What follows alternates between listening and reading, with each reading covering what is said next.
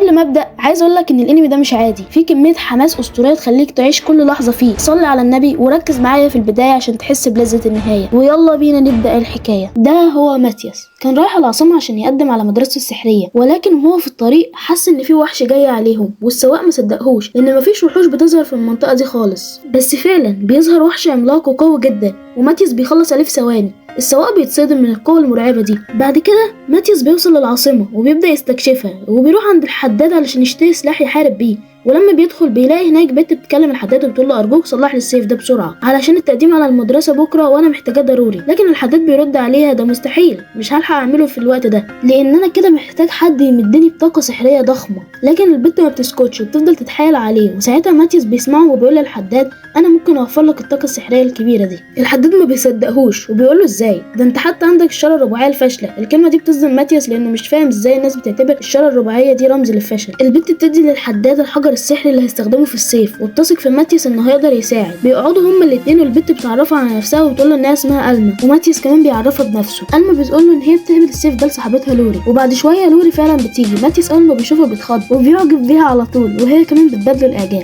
وفي الوقت ده الحداد بيجي ومعاه السيف عشان ماتياس يعمل عليه السحر. ماتياس بياخد الحجر وبيبدا يعمل التعويذه في اقل من دقيقه وبيخلص فعلا. الحداد بيفتكره انه اتصاب. ماتياس بيدي السيف للوري وبيقول لها تجربه. اول ما لوري بتيجي تمسك السيف بيقسم الترابيزه نصين في ثانيه. الحداد بيتصدم وبيقول له تعالى اشتغل معايا، لكن ماتياس بيرفض بكل كاريزما وبيمشي. تاني يوم بيروح يقدم على مدرسه سحريه. اول اختبار بيكون المبارزه. بيبدا اول نزال للوري وهي على طول اللي بتكسب لانها بتكون شقه سيف خصمها في ثانيه، وده صديقي بيكون علشان ماتياس هو اللي عامله. وبعد كده الحكم بينادي على ماتياس وبيقول له ان النزال اللي جاي هو بتاعك. ماتياس بيطلع على الحلبة، لكن بيلاقي قائد الفرسان بنفسه هو خصمه لانه عارف ان ماتياس هو اللي صنع السيف القوي ده، وقرر يواجه ماتياس بنفسه. ماتياس بيحس ان الراجل ده بيستهزأ بيه، لكنه ما بيضيعش وقته وبيهجم عليه فورا. القائد بيصد اول هجوم وكأنه بيقول له هعلمك يعني ايه قتال حقيقي، لكن ماتياس بيرد عليه بهجوم تاني سريع جدا، ضربه يمين وضربه شمال، وبيطير سيف القائد في الهواء. وبيفوز ماتياس على قائد الفرسان بكل سهوله، والكل مذهول من قوته. وبعدها بيبدأ الاختبار التاني واللي هو اختبار السحر، ولوري كمان بتكون اول واحده وبتبدأ تدمر الاهداف اللي قدامها ببراعه. لكن ماتياس بيستغرب جدا لانها بتقول اسم التعويذه قبل ما تضربها، وده بالنسبه له غريب. بيجي دور ماتياس والحكم بيقول له يا ماتياس ما تزعلش لو خسرت، لسه في اختبارات تانية ممكن تنجح فيها. وده طبعا لانه شايف الشاره الرباعيه اللي بيسموها شاره الفشل، بس محدش فيهم يعرف قوتها الحقيقيه. ماتياس بيسأل الحكم ينفع استخدم تعويذه غير سهام النار؟ الحكم بيقول له اكيد ينفع، وهو فاكر ان ماتياس هيستخدم حاجه اضعف. لكن فجاه ماتياس بيقول له ابعد شويه كده، وفجاه طاقه سحريه قويه جدا بتتجمع في ايده، ومن غير ما ينطق كلمه بيكسر ال5 اهداف والمكان كله بضربه واحده، والكل بيتصدم من اللي شافوه. وبكده كلهم بيتقابلوا في المدرسه. وبيجي تاني يوم وماتياس بيلبس لبس المدرسه وبيروح لاصحابه وبيشوف لوري وبيعجب بيها اكتر، وهي كمان بتعجب بيه اكتر. وبعدها بيروحوا حفله الدخول والمدير بيطلع علشان يقول لهم الارشادات. بيبدا كلامه وبيقول لهم انا مش بحب الكلام الكتير. رقم 1 انا ولا يهمني شرطك ولا عيلتك ولا اي حاجه من دي، انا مش زي المدرسه الاولى اللي بتمشي بالقواعد دي، احنا المدرسه التانية واللي يهمني هي قدراتك وبس. رقم 2 انا عايز اشوف قدراتكم، عايز كل واحد فيكم يبرز نفسه ويتدرب بكل جهده في المدرسه دي.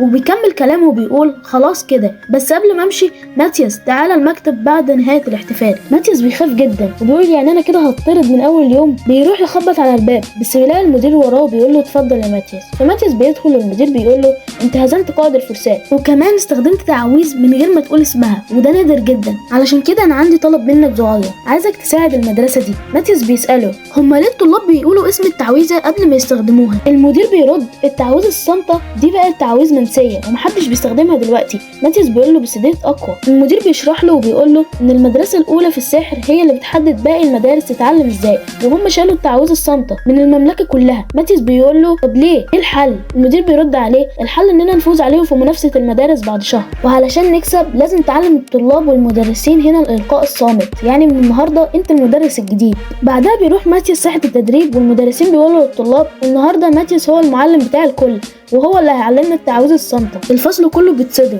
ومش مصدق. بيوريهم التعويذه اللي ماتياس علمها له وكلهم بينبهروا وبيتصدموا، وبيبداوا هم كمان يتعلموا. ألما بتتقن الالقاء الصامت بسرعه جدا وباقي الطلاب بيلحقوها، بس لوري بتخلص طاقتها السحريه ومش قادره تتعلم. ماتياس بيروح عندها وبيمسك ايديها ولوري بتتكسف وتقول له انت بتعمل ايه؟ ماتياس بيقول لها بنقلك طاقه سحريه، ولوري بتتشجع فعلا وبتقدر تتقن التقنيه هي كمان. وطبعا يا صديقي دلوقتي انت اكيد عايز تعرف سر قوه ماتياس دي. قبل 5000 سنة كان في محارب قوي جدا بيواجه تنين ضخم، بس قدر يهزمه بكل سهولة ويفجره هو والمكان في ثواني. لكن برغم كل القوة ديت ما كانش راضي عن شارة المجد اللي معاه، وكان عايز الشارة الرباعية بدلها. علشان كده نقل نفسه بعد 5000 سنة قدام علشان يعيش في زمن الشارة الرباعية، وبقى هو ده ماتياس دلوقتي. وبعد مرور شهر بيجي وقت منافسة المدارس.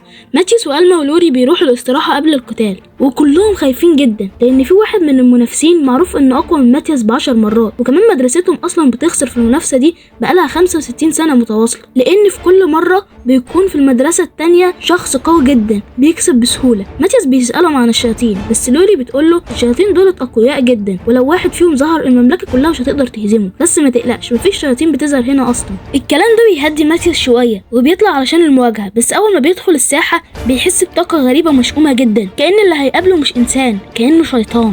الخصوم بيبدأوا يستهزئوا بيه وبيقولوله فين أصحابك، خايفين يجوا ولا إيه؟ أكيد عارفين إننا هنكسب كده يعني. وبعدين ايه الشارة دي؟ شارة الفشل. ساعتها ماتياس بيبص ليهم بنظرة حادة وبيفهم الحقيقة ان واحد فيهم مش بشري، ده شيطان، وبيكون متنكر بينهم وبيتوعد بهدوء انه هيقتله. المعركة بتبدأ. ماتياس بهجمة واحدة بس بيوقع 2 منهم على الأرض، وما بيتبقاش غير واحد اللي هو الشيطان. الشيطان بيبدأ يستخدم تعويذة من غير ما ينطق، وساعتها ماتياس بيتأكد إنه فعلا مش إنسان. بيحاول الشيطان يهجم عليه، بس ماتياس بيتفادى الهجوم بسهولة وبيرد بهجوم مضاد، والاتنين بيواجهوا بعض وجها لوجه. القتال بيكون سريع جدا، لكن التفوق باين بوضوح لصالح ماتياس. الشيطان بيحاول يبعده بتعويذة قوية، بس ماتياس بيعزز سيفه بطاقة سحرية مرعبة وبيكسر الهجوم بالكامل. الشيطان بيصرخ ازاي عندك القوة دي كلها؟ فيرد ماتياس عليه بكل هدوء انا مش قوي، انت اللي ضعيف. ماتياس بعدها بيستخدم سحر خاص وبيكسر التعويذه اللي مخليها على شكل انسان، فبيرجع لشكله الحقيقي وهو شكل الشيطان. الجمهور كله بيتصدم. المدير بيصرخ للطلاب وبيقول لهم اهربوا فورا، وبيبدا يطلعهم من المكان. الشيطان بيهجم على المدير، لكن ماتياس بيتدخل وبيصد الهجوم بقوه رهيبه. الشيطان بيحاول يهرب، بس ماتياس بيطارده في الهواء وبيقطع جناحاته ضربه واحده بيفصل راسه عن جسمه. وبكده ماتياس قدر يهزم شيطان لوحده، وقدر يثبت للمملكه كلها ان شارة الفشل هي اقوى شارة على الاطلاق. بعد المعركه ماتياس والمدير بيروحوا يقابلوا الملك علشان يكافئ ماتياس على اللي عمله. الملك بيكون مبسوط جدا بيه وبيقول له انا عايز اكرمك واديك قطعه ارض كبيره، بس ماتياس بيرفض بكل هدوء وبيحرك راسه وبيقول انا مش محتاج ارض، انا عايز تصريح يخليني اقدر ادخل منطقه الدماس في المملكه واستكشفها بنفسي واستخدم ثرواتها. الملك بيبص له باستغراب، بس في النهايه بيوافق وبيصدر امر رسمي يسمح لماتياس يدخل الدماس بحريه تامه. الملك بيسال ماتياس هو الشياطين ديت في خطر منهم تاني هيجي علينا؟ ماتياس بيرد عليه بكل ثقه بعد ما هزمنا واحد منهم الباقي مش هيسكتوا، اكيد هيعلنوا الحرب علينا، بس مش دلوقتي، هيحتاجوا يجمعوا قواتهم وده ممكن ياخد حوالي 3 شهور. الملك بيتوتر جدا وبيقول له 3 شهور بس؟ هل هتلحق تأمن المملكة في الوقت ده؟ ماتياس بيرد عليه وبيقول له ما تقلقش، شهر واحد كفاية، واحنا كمان اللي هنهجم مش هما اللي هيهجموا. الكلام ده بيخلي الملك ينبهر بثقة ماتياس وبيعينه قائد رسمي على الوحدة اللي هتدافع على المملكة وتحارب ضد الشياطين. بعدها ماتياس بياخد تصريح دخول خزنة الدولة بنفسه، وبيبدأ يختار الأدوات السحرية اللي هتساعده في المهمة الجاية. بياخد سيف سحري قوي جدا، وكمان قلادة نادرة بتضاعف نقاط الخبرة اللي بيكسبها بعد كل معركة. وبكده ماتياس بيكون جاهز تماما للخطوة اللي بعدها، غزو الدماس وبداية الحرب ضد الشياطين. بعدها ماتياس بيروح لألما ولوري علشان يقول لهم انه ناوي يروح الدماس علشان يزود طاقته، بيقترح عليهم يروحوا معاه ووعدهم انه هيدربهم هناك بنفسه. الاتنين بيوافقوا فورا من غير اي تردد، وفعلا بينزلوا الدماس. وماتياس اول ما بيوصل بيجيب وحش صغير وبيحطه قدام ألما وبيقول لها اضربيه. ألما بتركز طاقتها وفعلا بتقتله بضربه واحده. بعدها ماتياس بيخليها تكرر نفس الحركه، لكن المره دي تركز طاقتها بالرابط بينها وبين السهم. ألما بتضرب السهم والسهم بيغير اتجاهه فجأة وبيضرب وحش كان طالع من نقطة عمياء ليها أصلا. ماتياس بيبتسم وبيقول لها إن هي عندها شارة الأساس المتخصصة في الرماية، وبيطلب منها تدور على وحوش تانية أكتر في الدور دوت علشان تتدرب عليهم. وألما فعلا بتوافق وبتمشي وبتبدأ تتدرب. في الوقت ده لوري بتكون متحمسة كمان إن هي تتعلم، فماتياس بياخدها عند جدار في الدماس وبيفجره، وبياخد قطعة منه من الحطام وبيحولها للمادة اللي هو عايزها وبيعلمها التعويذة ديت. ولوري فعلا بتتعلم بسرعة رهيبة. ماتياس بيقول لها إن هي معاها شارة المجد، ودي بتديها القدرة الصناعية على الأسلحة بالإضافة إلى السحر، يعني عندها مخزون لا نهائي من الأسلحة. لوري بتتحمس جدا وبتبدأ فعلا تحول المعادن لأشكال أسلحة مختلفة. ألما بترجع ليهم بعد ما زادت طاقتها وبتتصدم من التطور الرهيب اللي وصلت له لوري. الاتنين بقوا أقوياء جدا والتناغم بينهم بقى أسطوري، لدرجة إن هم نزلوا للطابق العاشر وقوتهم كانت بتزيد أكتر وأكتر، وقدروا يهزموا ذئب سحري ضخم ظهر لهم فجأة. بعدها ماتياس بيعمل لهم حاجز سحر علشان يرتاحوا جواه، وبيقول لهم إنه هينزل للطابق ال 25. ألما بتتصدم وبتقول له 25 ازاي؟ ده اقصى طابق وصلوه كانت 23 وكانوا 40 مغامر. بس ماتياس بيقول لهم ما تقلقوش، وبينزل فعلا وبيبدا يقتل الوحوش، بيجمع المعدن اللي هو عايزه. بس فجاه بيحس بطاقه كبيره جدا جايه من الحفره جنبه، وبيقول هو ده، وبيقرر ينزل عشان يواجه اللي هناك. يقتل الوحوش الضعيفه كلها، بعدها بيظهر نفسه لزعيم الطابق. زعيم الطابق هو كمان بيظهر، وبيطلع انه تعبان ضخم جدا وقوي سام وخطير لابعد الحدود. بيبدا يهجم على ماتياس، وماتياس بيتفاداه بسرعه، لكن التعبان بيطلع من فمه حمض بيسيح الارض وبيلوث الهواء. ماتياس بيهجم عليه بسرعه وبيقطع جزء منه، بس الوحش بيزيد شراسه وبيهجم بكل قوته، وفعلا بينجح يبلع ماتياس. لكن ماتياس بيكون مخطط لكده وبيفجره من الداخل، وبيعزز السيف بتاعه وبيهجم عليه تاني، بس التعبان لسه صامد. بعدها ماتياس بيبتسم وبيقول خلاص نلعب جد بقى. بيكسر حجر سحري وبيجمع طاقته حوالين سيفه، وبضربه واحده بس بيقطع راس التعبان وبيزلزل المكان كله، لدرجه ان ألما ولوري بيحسوا بالهزه ديت وبيفتكروها زلزال، وكمان 2 من الشياطين بيحسوا بيها بس مش بيهتموا. ماتياس بيرجع بعد المعركه وبيوري ألما ولوري التعبان الضخم اللي قتله، وهما الاتنين بيتصدموا من حجمه واللي قدر يعمله. وبكده نكون وصلنا لنهايه حكايه النهارده. بس قبل ما نقفل عندي ليك سؤال مهم لازم ترد عليه في الكومنتات. لو كنت مكان ماتياس، هل كنت هتنزل الدماس وتواجه الوحوش وتغامر بنفسك، ولا كنت هتسيب المهمة لحد تاني وتتجنب الخطر؟